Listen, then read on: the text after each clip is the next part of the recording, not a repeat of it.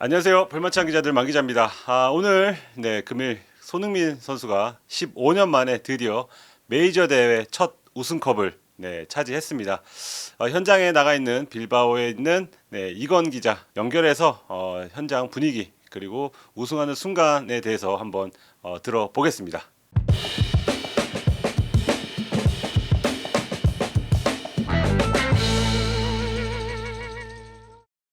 선배 잘 들리세요? 네네네, 잘 들려요. 어디에 계세요? 네, 저 지금 이제 그 빌바오에서 약간 서쪽으로 70km 떨어져 있는 노하라는 곳에 있습니다. 여기 이제 노하에 그 호텔을 잡았는데 빌바오가 유로파리그 결승전 때문에 1박에 근 한 100만 원씩 해가지고 어쩔 수 없이 70km 떨어진 곳에 호텔을 잡고 왔다 갔다 하고 있고 경기 끝나고 이제 휴식을 취했습니다. 네, 어제 아주 대단한 일이 많았는데 끝나니까 현지 시간으로 몇 시간 정도 되던가요? 뭐 인터뷰하고 기사 마감하고 등등등 다 하니까 새벽 2시 정도 됐었고요. 네. 새벽 2시에 그 미디어실을 다 닫는다고 해가지고 어쩔 수 없이 마감을 빨리 하고 거의 다른 건 더 못하고 쫓겨났다시피 나왔습니다. 새벽 2시에 일단 경기장에서 나왔습니다. 그럼 시계를 좀 돌려서 손흥민 선수가 교체 명단에 포함됐다는 소식을 처음 들었을 때는 좀 현장에 간 기자로서 어떤 기분이었는지. 당혹스러웠죠. 일단 딱 드는 생각이 2008년도 그 러시아 모스크바에서 열렸던 그 챔피언스 리그에서 그 결승에서 맨유와 첼시가 맞붙었는데 그 당시에 박지성 선수가 명단에 들지 못했잖아요. 그쵸. 그때 상당히 많은 한국 취재진이 취재를 갔었는데 물론 이제 그때는 저는 못 갔습니다만 많이 갔었는데 그때 되게 당황했다고 하더라고요. 네. 그때 당황함이 이런 느낌이겠구나 라는 생각이 들었었고 아무리 생각해도 손흥민 선수가 선발로 출전 안 할 이유가 없는데 아무리 생각해도 이를 찾지 못하겠는 거예요. 그래서 뭐 한국 취재진들도 그렇고 또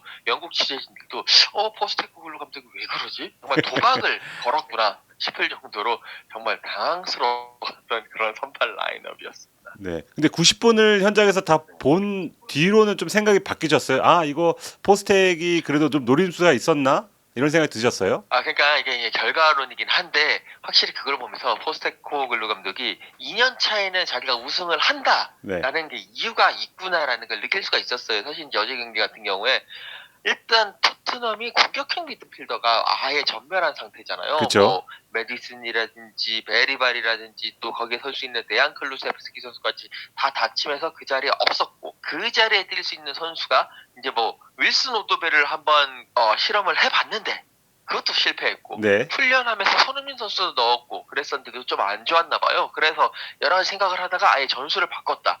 그러니까 가장 큰 무대에서 결국 뭐 아니면 도라는 식으로 그렇게 수비형 미드필더에서 내려서가지고 역습 노리는 쪽으로 했고 특히나 왼쪽 날개에는 물론 손흥민 선수가 역습에는 최적화되어 있지만 네. 전반전에는 이기면서 그러니까 몸빵을 해줄 수 있는 몸을 푹 비벼 그런 히샬리송 선수를 투입을 하면서 이게 그래도 2년 차에 그 우승컵을 가지고 온다라는 자신감에서 비롯된 그런 포스테코글루 감독의 도박이 아니었나 싶을 정도로 이제 결과론적으로 결과 이겼으니까 이게 그렇구나 생각을 하게 됐고 그럼에도 불구하고 솔직히 경기 보면서도 손흥민 선수가 있었으면 어땠을까 좀 더 쉽지 않았을까 좀 더 이렇게 라는 생각을 하긴 했습니다. 네, 경기 끝나고 손흥민 선수도 이 순간을 위해서 내가 그렇게 땀을 흘린 것 같다고 얘기했는데, 근데 그러기에는 23분, 25분 이런 출전 시간이 너무 짧잖아요, 그죠? 네, 뭐 그렇긴 했는데 이제 손흥민 선수에게 이제 경기 끝나고 그런 질문이 들어갔어요. 이게 사실 이제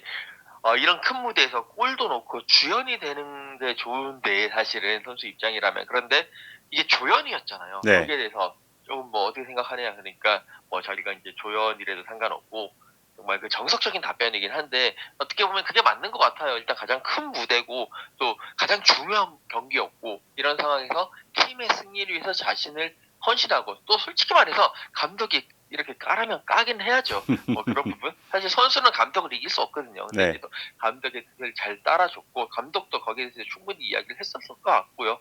그래가지고 뭐 이제 경기 하기 전에 몸 풀 때라든지 그리고 이제 또 경기 내내 이제 워밍업 존에서 몸 풀 때도 손흥민 선수가 뭐 기분이 나쁘다는 이런 표정은 아니었고 경기에 오롯이 집중하면서 경기 승리를 위해서 자신의 그런 맺는 모습이 음. 상당히 인상적이긴 했습니다. 아, 네. 이제 뭐 후반 교체 투입이든 선발 투입이든 아예 뭐 벤치 대기하든 결국은 팀이 우승하고 자기의 첫 우승을 하면 그걸로 된 거 아닙니까? 맞습니다. 뭐 그게 가장 큰 거고 뭐 음. 손흥민 선수도 그 부분에 대해서 17년 동안 이제 뭐 이렇게 자기가 프로 선수 생활을 하면서 그런 부분을 찾아왔고 결국 너무 기쁘다라는 이야기를 하긴 하더라고요. 네, 뭐 트로피도 무거워 보였고 또 이마에 뭐 상처도 났더라고요. 상처 현장에서 보셨어요? 아니면 나중에 아셨어요? 저 나중에 알았어요. 현장에서 저도 정신이 없어가지고 계속 인터뷰하고 막 그런다고 네, 손흥민 선수의 입에만 집중을 했지 네.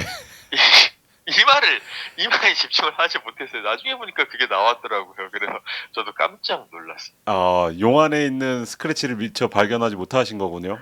사진을 나중에 이제 찍었는데 사진 찍었는데 보니까 위에 이렇게 상처가 있더라고요. 네. 예. 건 기자가 그 토트넘 현장 취재를 가장 많이 한 기자인데 그렇다는 말은 수많은 손흥민 선수의 인터뷰를 했다는 거고, 근데 그 많은 인터뷰와 이번에 우승 인터뷰는 좀 어떻게 달랐는지도 궁금합니다.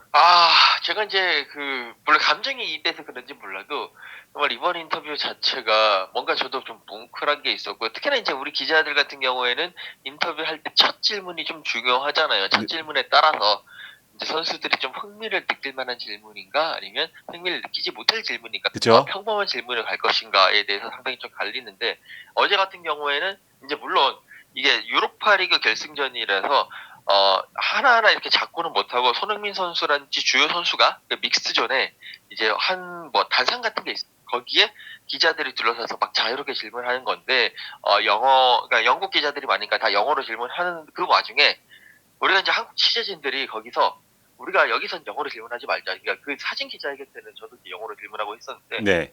우리는 한국 사람이다. 그리고 사실 이제 또 한국어 멘트가 필요하기 때문에 한국말로 끼어들어서 질문을 했어요. 그러면서 인생의 퍼즐을 완성하는 마지막 조각을 찾았는데 그 마지막 조각은 어떤 의미가 어떤 맛이었느냐 뭐 이런 식의 질문을 했었는데 네. 그 질문을 이렇게 생각하면서 막 고민스러운 거예요. 어차피 질문 하나밖에 못 할 건데 아니면 잘해봐야 한국말은 2개밖에 못 할 건데 영어라는 거는 해석하면 되긴 한데 네. 그래도 좀 폐부를 찌르는 질문을 해야 되겠다라는 생각을 많이 했었고 그때 고민이죠. 결국 예. 머리를 싸맨 끝에 나온 질문이 그거였는데 그 질문에 저는 제 개인적으로 만족은 하지는 못하지만 그래도 그런 이야기를 했고 또 그런 상황에서 손흥민 선수와 눈을 맞춰가면서 인터뷰를 했다는 것에 대해서 정말 평생 아마도 기억에 남지 않을까 그 어떤 인터뷰보다도 기억에 남지 않을까 싶습니다. 손흥민 선수의 뭐 표정이나 그런 뭐 기운이나 분위기는 당연히 뭐 이보다 좋을 수 없었겠죠. 그런 거 처음 봤어요. 그러니까 믹스전에서 이렇게 딱 있으면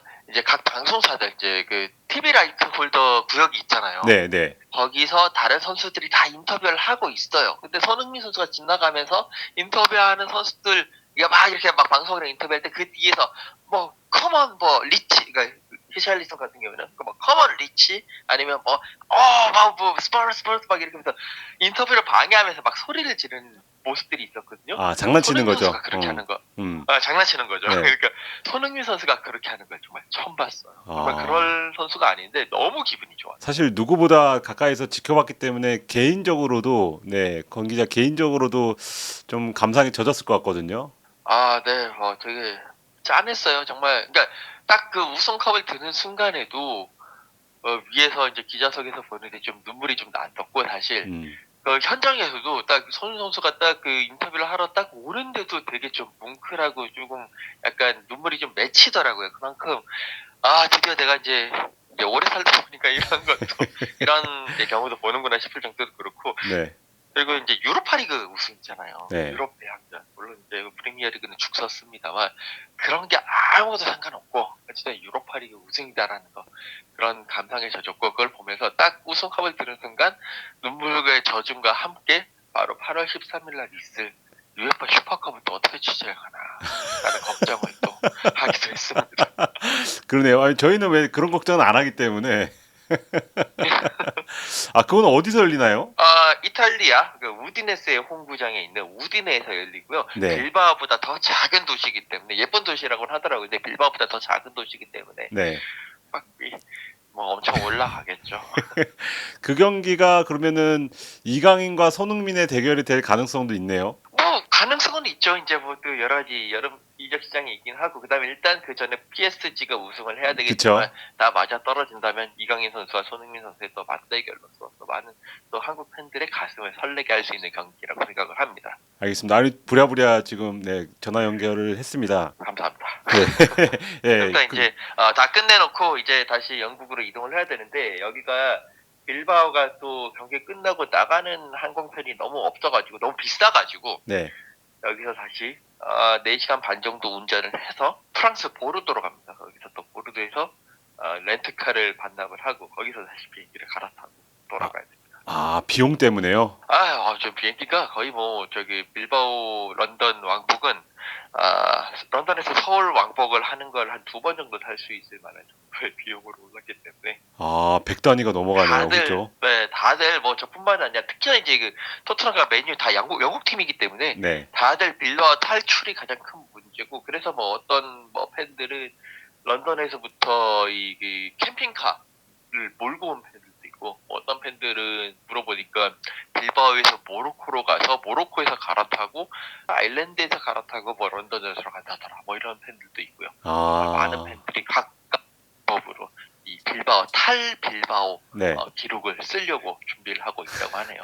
사실 그런 뭐 노력과 그런 게 토트넘의 우승으로 연결된 게 아닌가 네, 이런 생각도 좀 들었습니다. 네 맞습니다. 네. 많은 사람들이 노력을 했고 뭐 선수뿐만 아니라 팬들도 다 그런 노력을 한 것 같습니다. 네. 저의 바람은 이제 건 선배가 이제 형수님 곁으로 안전하게 돌아가는 것을 네, 개인적으로 좀 바라보겠습니다. 감사합니다. 안전하게 돌아가도록 하겠습니다. 네, 저희가 지금 급하게 좀 연결했는데 다음에도 또 한번 손흥민 선수에 대해서 한번 또 여쭤볼 기회가 있을 것 같습니다. 네네 알겠습니다. 언제든지 연락 주십시오. 네, 그때 한번 연락드리겠습니다. 감사합니다. 네 고맙습니다. 네.